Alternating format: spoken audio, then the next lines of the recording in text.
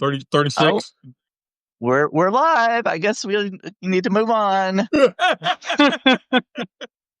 Brandon's 36. I was 36 once. Brandon's a young boy. Oh. Oh, I like today. Oh, Happy fall. I don't know about where you guys are, but today the weather I know it's outside afternoon where y'all are, but is that like good morning in multiple languages. So like I got up this morning and it was like 52 degrees outside. Oh, still my beating heart. Yeah, here it's in the 50s, but also with 50-mile-per-hour winds. It is windy here today. Yeah. So well, I thought Lizzie was going to blow away when I was walking her. Isn't like that? Isn't it supposed to be windy where you are, Brandon? I mean, I don't know. You know, don't they call like St. Louis? Isn't St. Louis the windy city? No, that's Chicago. Chicago's the windy city, right? Chicago's the windy city. I don't know these things. Philadelphia is the city of brotherly love. Yeah. I don't know all of them, but anyway. Well, doesn't St. Louis have like the giant like arch thingy or whatever? Yeah. Mm-hmm. Yeah. Gateway to the west. Yeah. Oh, I guess the wind just whips through that gateway. I don't know. Is Murphy one of your people? Brandon? Murphy, yes. Oh yeah. I was just watching your video, Murphy. I had to cut it off short. They were talking they were talking nonsense basically, but they were talking with Victor this morning. He was their surprise guest. Who's surprise guest? Murphy. Every Monday they go, he says they got canceled. I don't believe that. Who got canceled? Murphy says they got canceled. Oh, how did you get canceled? He's probably not serious. I don't know. All right, Murphy, if you come on our evening show, I'll bring you on and you can talk. Well, he lives in Turkey, so the time difference. I'm not sure that would work for him. I don't know. Oh gosh. Okay. That's it. Okay. Well, Brandon, it's your show. Go for it. So, I've been watching a lot of queer stuff lately. Probably more than usual, I guess. Since it's Halloween, I was looking specifically at some queer horror movies. And I also was looking at some LGBTQ history movies because this month, October, is LGBTQ History Month. Which, by the way, I read was started by someone in Missouri, which I found interesting. So I have a little connection there, I guess, in a way. But what's kind of funny is some of the queer history movies are more horrible than the horror movies. You know, they're the ones based on true stories are more of a horror than the fictional horror movies. I wrote an article about Matthew Shepard that I published last week on both the Medium and Substack. It got boosted on Medium, so that was good. That's the first boost I've had in quite a long time. But so along with that, I watched. There was the Matthew Shepard story, which was I think in 2002 or somewhere around there. I think it was 2002, and then the Laramie Project, which was also in 2002. Right. And then there was one called the Matthew Shepard Story, An American Hate Crime, which was produced just a couple of years ago. It was on the 25th anniversary of of his murder. Right. Those were very hard to watch. I've always felt kind of a connection to Matthew Shepard in a way, because I was growing up around the same time that he was, and finding out about that and everything. I was still in the closet at the time, and even if I had thought about coming out, hearing something like that, just, it's like, well, why would I want to come out? Because he lived in Wyoming, I lived in Missouri, but we were still both in a rural, small town kind of area, and I always thought that could have been me,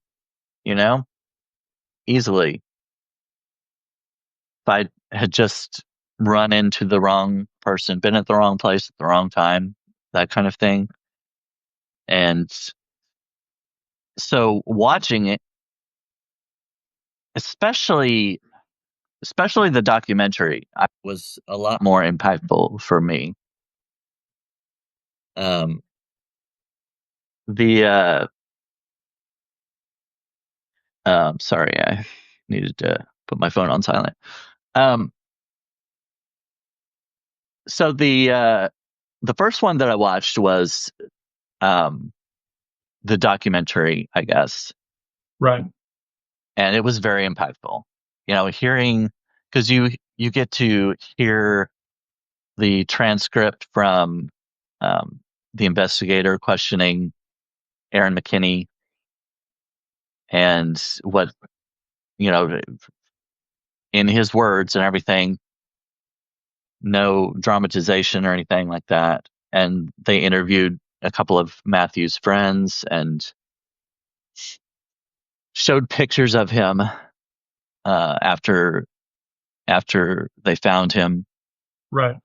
and it was pretty horrible. I watched The Laramie Project, which it was a dramatization of a documentary.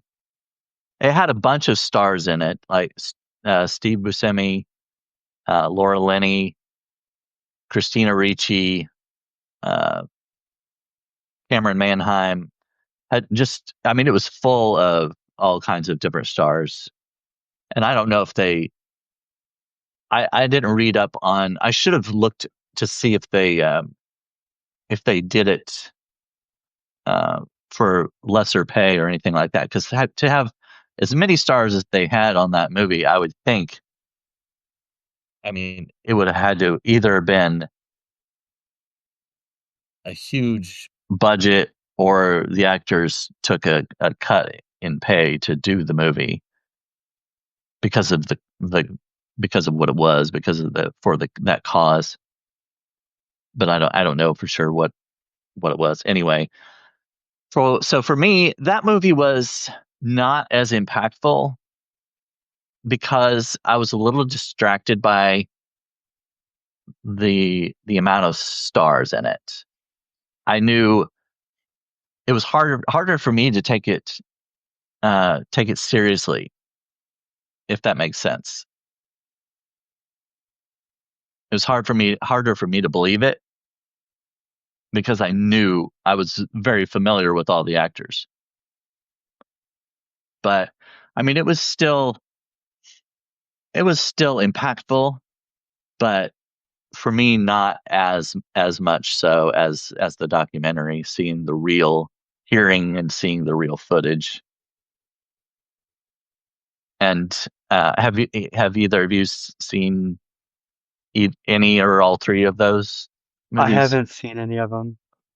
Okay. I've seen those, and I consider, so I have like my top 5 that are the top 5 that I immediately lean into, and they're older, so that creates a problem because, for one, like, people think gay cinema starts with Brokeback Mountain.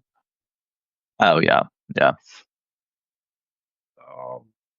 And so my issue with the stuff around Matthew Shepard is I've watched it, and and the movie about Brandon Tina, Boys Don't Cry. I yeah, can't watch either of those movies again. Boys Don't Cry. There's gore and jump scare movies that I will watch over watching Boys Don't Cry because that movie is so painful to watch. Yeah. But to understand trans violence, as much as you understand gay violence from the Matthew Shepard media, Brandon Tina's story will clearly explain to you why it is that people like me and Miranda are afraid, because in the wrong place we could get killed. right. But like I said, though, but like from a gay cinema perspective, so I'm just going to tell you, everybody needs to watch Rocky Horror. Oh, Who's never watched that? If you've never watched Rocky Horror Picture Show, listen to what I'm telling you right now. Stop everything you're doing in the middle of your workday and go and watch that movie right now. Yeah. I've seen some criticism recently. It's mostly from, younger people who didn't live through that time with us, but um about some of the language used in Rocky Horror to describe the trans experience. Yeah. And that was the language of the time yeah, and considered, a progressive take for that era. yeah, And so, So there's a Liza Minnelli movie called Cabaret, which came out in '72. Watch that movie. That movie, um, and that's like Berlin's decadent, you know, open lifestyle. That movie, it's a great movie, but there's some language in that movie that is very difficult. And then two, the other early era film. Well, there's Midnight Express, but I'm not. And Paris is Burning. The problem with Paris is Burning is um, that movie um, is like Boys on Cry. It's hard to watch. Is The Crying Game. There's some language in The Crying Game that's not sensitive, and so younger people who were not from that time, they can understand it. yeah. Um, So 3 years ago, I had never seen Rocky Horror, and a friend of mine, um, she couldn't believe it. Yeah, I know, I know. That's the same thing she said. She was like, "I can't believe you've never." So we went and saw. In Kansas City every year they put on a live Rocky Horror Picture Show, and we went and saw that. So that was my first experience with Rocky Horror, seeing the live performance, and it was great. It was a lot of fun, and they gave us props um, to participate at certain points throughout the show and stuff like because you that. were a virgin to the show. Yeah, yeah. So then they also had a Rocky Horror pop-up bar, and so you go to this little bar, and it was all that Rocky Horror themed, and they had the movie playing and everything. So we went to that and had a drink, and the servers were dressed in um, garb that was reminiscent of the movie, and so we watched while we were sitting there. We watched the movie. So that was my first experience actually watching the movie. Was in the bar there in the background, but then I watched it again later because being in the bar and people around, you can't really focus on and get into it. So The bar wasn't quiet for the movie. not exactly. I mean, it was just a small pop-up bar, kind of a basement bar, but it was really cool. They did it up really, really, really nice. But yeah, I then watched it later, and it was a lot of fun. And then I went back the following year uh, to the play, the live performance again, just to see because they had a different actor playing Rocky this time, and he was an actor from New York that had come down and just for that performance or something like that. But it was a lot of fun. I enjoyed it a lot. But yeah, I could see what you're saying about the language and everything in the film.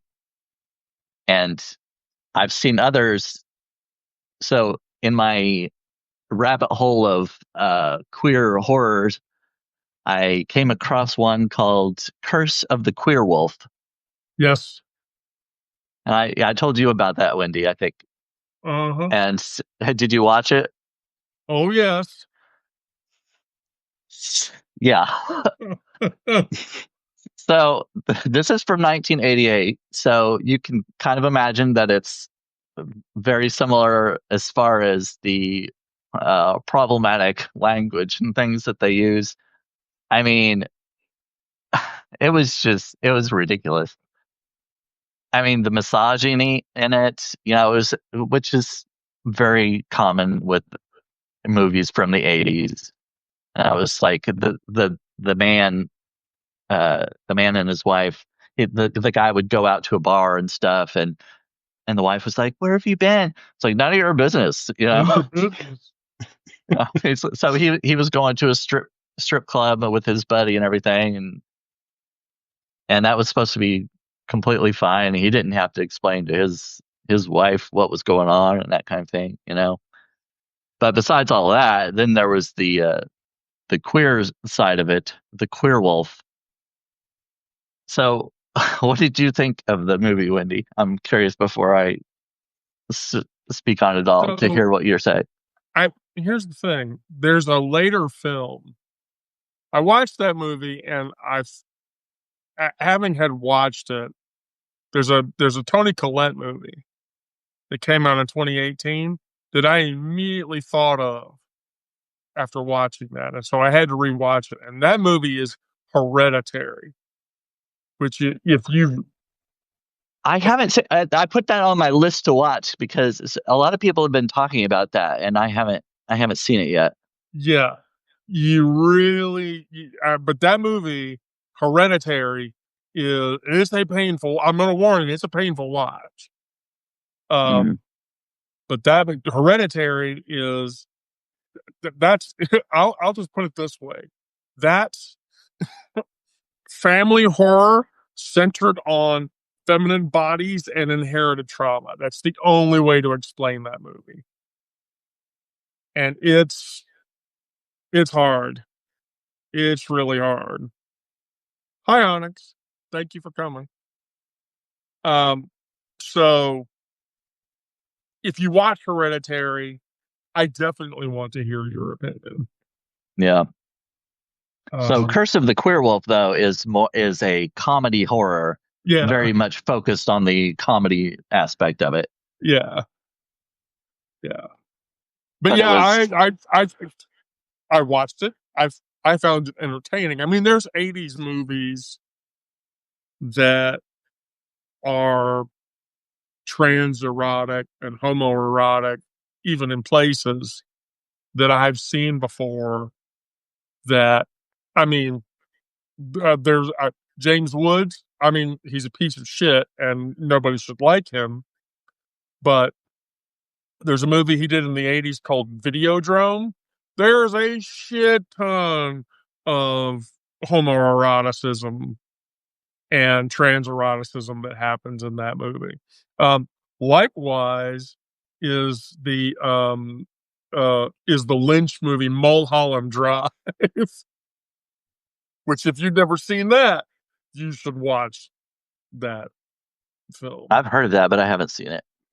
Uh oh, I can give you a list, but really, Mulholland Drive, Hereditary, and um, uh, if you've never watched The Crying Game, you should watch it. And then there's a trans sex workers movie called Tangerine. You should watch that. If I haven't seen that, I've at least that title sounds familiar. I don't Yeah. remember if I've seen it or not, though. Yeah, Tangerine is a real good one. But let me ask. Well, Randy, you should talk to this. You've seen the Birdcage, right? Yeah. Okay, Brandon. What? Wow. I know. That's a surprise. I know. Oh, I know. It's one. Birdcage is. Yeah, Miranda, explain know, to Brandon why the Birdcage is happening right now. Oh yeah. So like the premise of the movie is that this gay couple has to host homophobes and try to like play it straight. And they are the most, but naturally they're like the most flamboyant people. And so there's just like a constant stream of comedy of errors sort of stuff, and it's really well done. Stars Robin Williams, and yeah, you should definitely yeah. see that. I know. I've heard about it, and it. I I don't watch a lot of older movies usually. I try to keep up with whatever's popular now. What's the I don't trending keep up with movies and stuff anything. like that. Oh So God, it's like, Aaron, I never realized John Wayne walked like that. See, here's what happens: Nathan Lane and Robin Williams are the gay couple. right. They just try to play it straight. Well, halfway through the movie, Nathan Lane says, "Fuck this," and he goes full mom drag. And Gene Hackman and Diane Weiss play the conservative couple. And they show up and they completely buy that Nathan Lane is a woman. So for the whole movie, Gene Hackman is like, "You're such an amazing conservative woman," talking to Lane's character, and it's just a gas. It's a complete gas. Oh, that movie. Yes, I know. I need to watch it sometime. I just haven't gotten around to doing it. There's sometimes I'm in the mood to watch a movie and I'll look at titles and I'll be like, yeah, I want to watch that sometime, but I'm not really in the mood this time, Right? Yeah, it's not There's right certain now. movies. Not right now. Yeah, Yeah. right. It may be I'll put it on my list, but I don't know when I'll get to it. I would say The Birdcage is one of two. I'm sorry, one of three of my viscerally most favorite drag queen ever. Well, speaking of drag queen movies, I watched a movie called Slay. Oh, Have you seen that? of course. It just came out last year, I think, or not very long ago. But Crystal Method is in that. oh yeah, I saw that name. Yeah, Trinity the Tuck and Crystal Method are both in it, and they are hysterical. Okay, so if you watch that movie, go watch the Bianca Del Rio movie, Hurricane Bianca.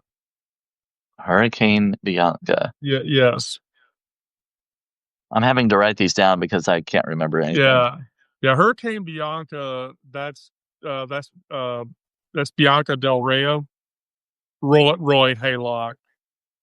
And the funny thing about it is that there's a handful of SNL characters that are in it, and it's a hysterical film. Mm. I'm not so much of a fan of the fact that RuPaul is in it, but I'll let that go. So talking about trauma, since that's Oh, we kind of had to where get back to trauma. I mean, I know you talked about Boys Don't Cry, and for me, the Matthew Shepard ones. Well, watching the documentary was the worst one for me. Watching the actors, not quite as bad. I did really hesitate on the Matthew Shepard story, the fictionalized one from 2002 with Sam Waterston and um oh, what's her name? Rizzo, the one who played Rizzo in Grease, Stalker Channing. Stalker to Janet. Yeah, I really didn't want to watch that because I thought they're going to depict what actually happened to him and everything. They're going to show, I know it's fictional, but showing what they did to him and everything. I know that was really going to bother me, and I really didn't want to Yeah. watch it. So that's the last one that I watched out of those three, just because of that. Um, but yeah, that's those kinds of things are really difficult for me to watch because I tend to really get into movies and try to believe that they're real, because I want to get lost in the story Yeah, and suspend your get it disbelief. right, right. And in that case, I don't want that. You know, I have Yeah. to keep in those kinds of movies. I keep reminding myself that this is an actor. This is an act. But but I know that it's based on something that really happened. So it's really hard to do it in that case. Yes, these are actors, but this did happen. So it's it's really hard to separate that. But I don't know. Are there movies, Oh yes, Miranda? Since we haven't yes. heard this one. Yeah, so I'm the worst at movie titles. But I have a habit of like I routinely stay up uh later at night than my wife. She's the one with the day job. So like um so like she'll go to sleep and I'll sit in bed and do social media and all that bullshit and pull up Tubi Oh yeah. because it has just the most random catalog of movies. Oh yes. So lately I've been watching um more like lesbian and sapphic movies and um it like a lot of them, well, I guess there's kind of like two main categories that I keep running into. One of them is the like high school age, discovering who you are kind of stuff. A lot of those are very much like, I think a man wrote and directed this because it's like very voyeuristic and Yeah, yeah. icky and all that. But I'm a Um, cheerleader. yeah. Then but like the other set, it's a lot of like you have a character who was married to a man for a long time because of compet or compulsory heterosexuality. Um, and then she ends up falling in love with a woman, and like it becomes, there's all this conflict about her having been previously married to a man and like the all of the, I guess, like leftovers from her living as a straight person, and the conflict between that and like her falling in love and having this romance. Um, so a lot of those like really roller coaster between these sweet, intimate, sapphic moments and um and then like the trauma that the character is dealing with. And like as a trans woman who came out later in life, um there's a lot to relate to in those like those movies. Um but in my case, like I was the man whom my wife married, and played this like masculine role, and this like I'm the father, I'm the husband, I'm like all these different things, and then came out, and um there's a lot of like I'm fortunate in that um my wife and I have stayed together after me coming out as trans. Um, that's one of those things where like sometimes that happens and sometimes it doesn't. Right. Um, and it's good and we love each other like more than ever.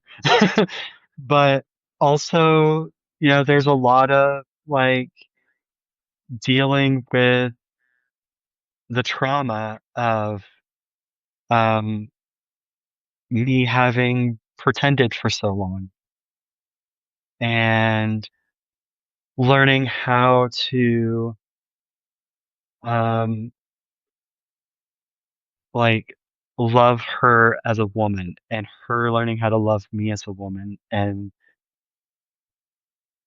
yeah, So so like that's what like the movie vibe I've been in a lot recently, and I have no specific sports. I'm sorry. oh, that's all right. Yeah. So does watching those kind of movies, is that difficult to do to that? I mean, does it cause you to like relive any trauma associated with it, or is it helpful to kind of play it out in your mind? It's it's both, and like it's very mood dependent. Um and there's ones where like the the like protagonist in the movie um lost her husband because he died in the war, or like they already divorced or whatever. And then there are ones where it's like more like affair based, this self discovery. And so they kind of have different vibes based on that. And then like what my emotional state is going into it, like sometimes it is um it it brings up old memories that are um traumas that I need to process, and other times it's um cathartic and in more of like a victorious way of like, yes, leave that toxic fucker behind, and you know go go get this woman that you're in love with. And yeah, so it does all the things. Yeah.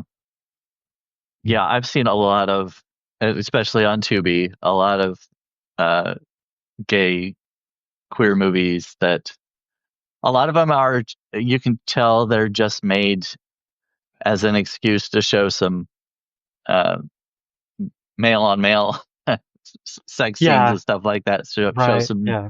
nudity or whatever. But I've seen a few that are more, well, there's one called, I think it was called Fireworks, about two uh, young guys, and I don't remember what it was. It was in another country, but because I think there were subtitles on that one, or it was dubbed. Um, but it was it was not sexually charged movie, I would say. But it was really good, and it was very sad also. And I didn't realize at the end, you know how if a movie's based on a true story, they'll give some information at the end what happened or whatever. And afterward, it did that, and I was like, oh, I didn't know this was a true story, which made it even more impactful. And it's just sometimes it's very sad. I mean, it doesn't. I don't think it doesn't ever bring me into a depression, but it does make me, it makes me feel makes me feel bad, makes me feel sad about things. Uh, Without giving, I don't want to give spoilers to too many movies, but tragedies that happen just because somebody's gay. If they Yeah. grew up in the wrong community or family or the culture around them, and there's nothing they can do to escape it, basically. So there's a So film that came out. Onyx Oh, said something in chat a moment ago. I wanted to point out. It makes me sad and wistful that I did not get my teenage years or my 20s. Like, yeah, sometimes those movies will Yeah, um make me think about that too. Um, is it, it's like, yeah, I could we have could have. had Yes, yes. all of the regret cycle stuff.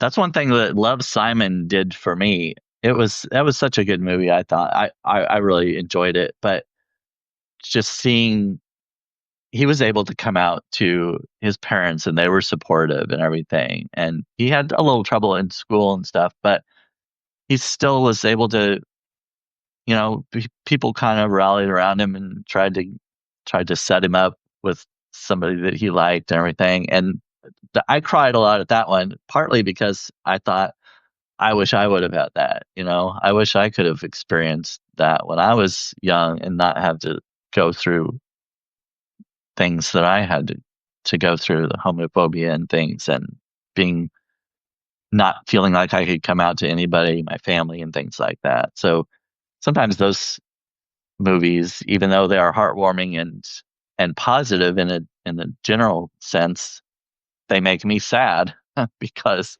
Yeah, it's like this is the they're what thing I I don't didn't have have. or didn't Yeah, have, and yeah, yeah. yes.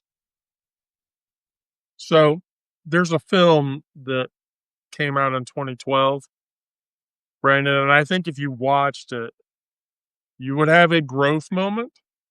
However, I will preface this by saying that while you would maybe experience growth by watching it, it would probably be the most emotional gay film you will ever have watched in your life. So let me ask you a question. Brokeback Mountain. You've watched that Oh, movie. yeah. Yeah. Did you cry at the end? It's been I'm sure I did. I mean, it's been several years since I watched Okay. it, but So yeah. in 2012, there was a movie that came out called Keep the Lights On. Oh, yeah, I've heard that title. And if you've never watched that movie before, here's why. It focuses on a relationship, but it focuses on a relationship that goes exactly the wrong way. And I won't say anything more about it, but what I know about you as a person, you should consider it at least. Um, it won't be easy, but you should consider it. Yeah, and some of these it depends on, like Miranda was saying, it depends on the mood. If I'm already feeling kind of down or whatever, then it's not one that I'm probably going to watch because I know that that's Right. only going to perpetuate those kinds of feelings. But if I feel stable enough, I guess, Yeah. then Yeah. So I feel like I can handle it, you know. If you wake up at a 10 and you get to Yeah, the midpoint of the day and you're still at a 10, I would risk it then. I wouldn't yeah, do it for any less than that. yeah. Brandon's always a 10. I would like to say that that's true. I definitely want to believe that's true. I don't know that it always is the case. Yeah. I don't know that it is always the case.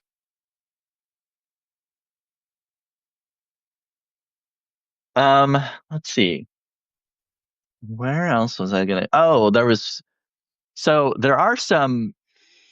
a lot of the queer horror ones that I've seen tend to be on the comedic side. The comedy horror focus more on the comedy. I saw one recently called Swallowed. Oh, Have yes. you heard of? Yes. Have you watched that? I haven't watched it. I've heard about it. I Have think you I've seen it, watched Miranda? that one. I think so. Oh. If you give us some plot So points, I'll figure it out. the main two characters are gay, and so based on the title, you kind of have at least I had kind of um, a preconception of what the word of the title swallowed meant, but it is not what you think. You know, is because they're transporting this illegal substance, I'll say, by putting it in a bullet. Uh, Hmm. Yeah. if you're not familiar what a bullet is when you put drugs in a plastic or rubber and tie it and swallow it, and then later expel it in order to transport it across borders and things like that. Uh, I do not know this from experience, so just to put that out there. Wow, Brandon, you've never been a drug mule? Okay. I have not. If you say so. Okay. But that's the premise of this, and it, they find out that the substance is not what they thought it was, and it's it can some of it's kind of disturbing. I mean, it's pretty. I guess it wasn't a mainstream movie as far as I know. I had never heard of it, but it was well done. The actors are really good in it. It stars Cooper Koch, who who played Eric Menendez in the Lyle and Menendez story, the Monsters series, the Netflix series. He was nominated for several. Jenna Malone was in that. Yeah, yeah, Is in the Swallow movie. yeah.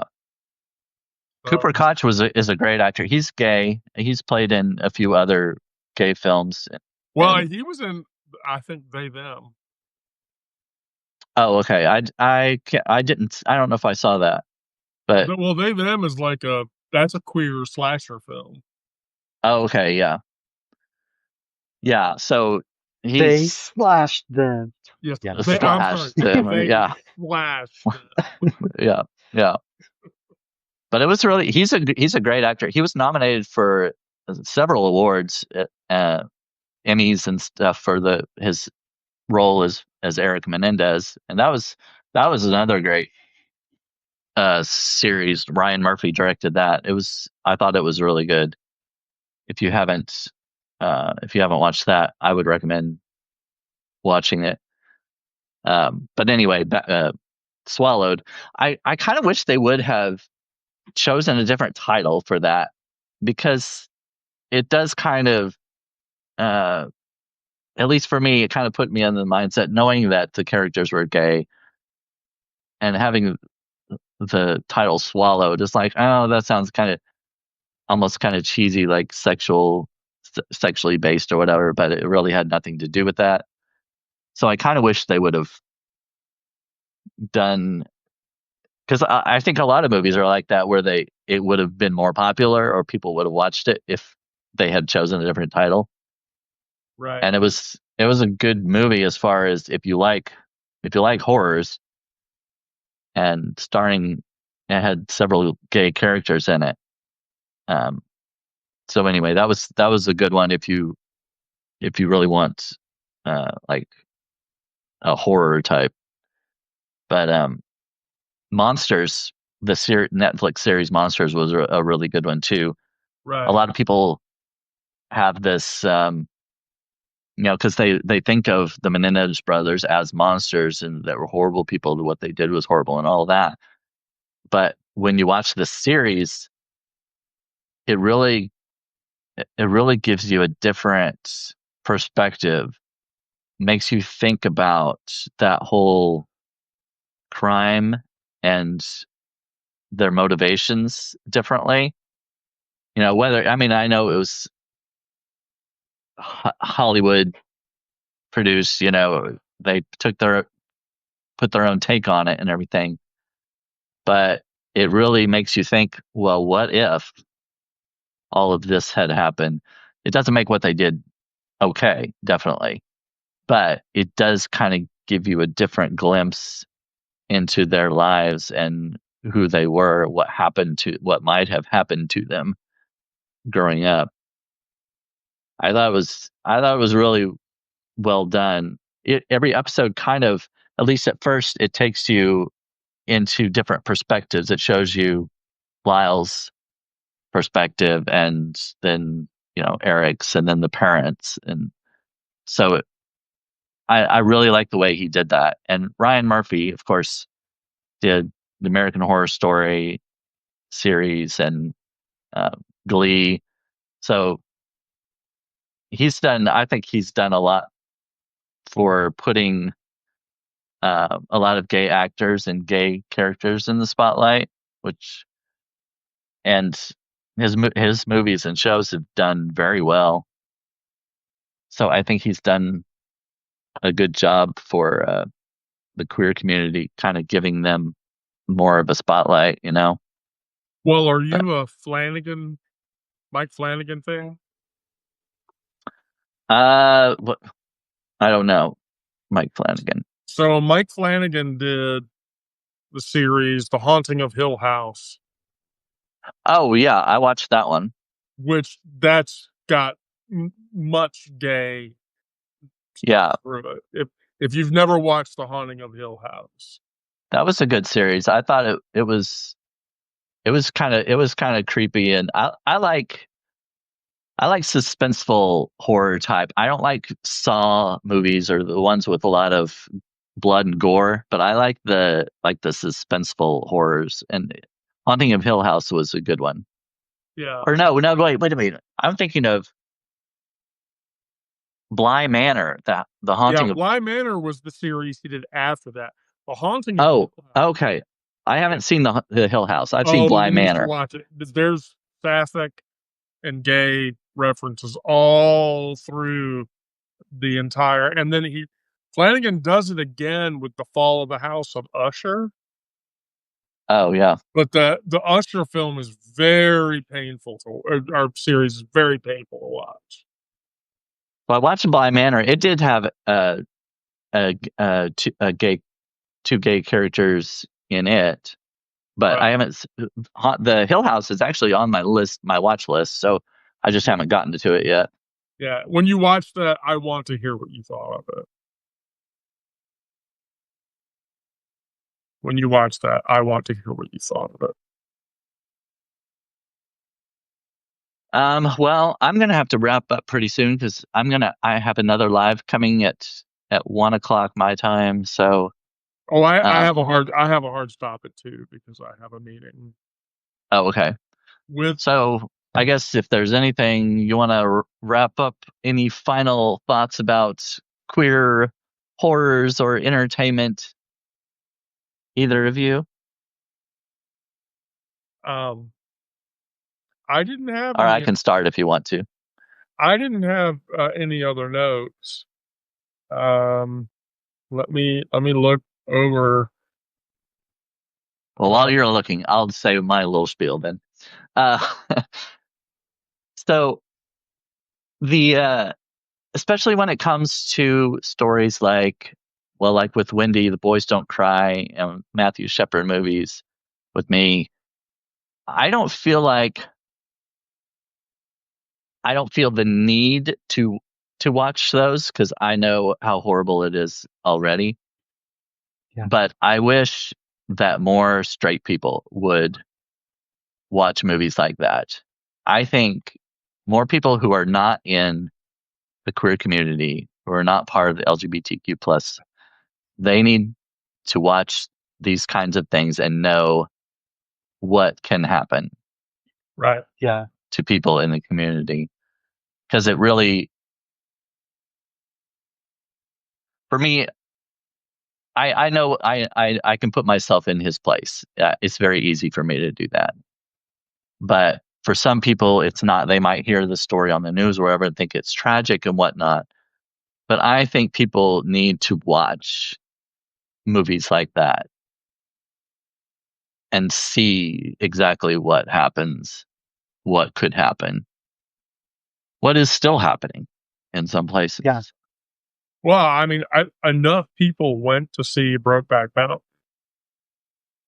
that movie typified closet gay life, and in a way that had never really been portrayed before on screen in such a way that dramatically drew people to go and see it. And so, but yeah, I would agree that needs to happen Yeah. more. Yes, much more.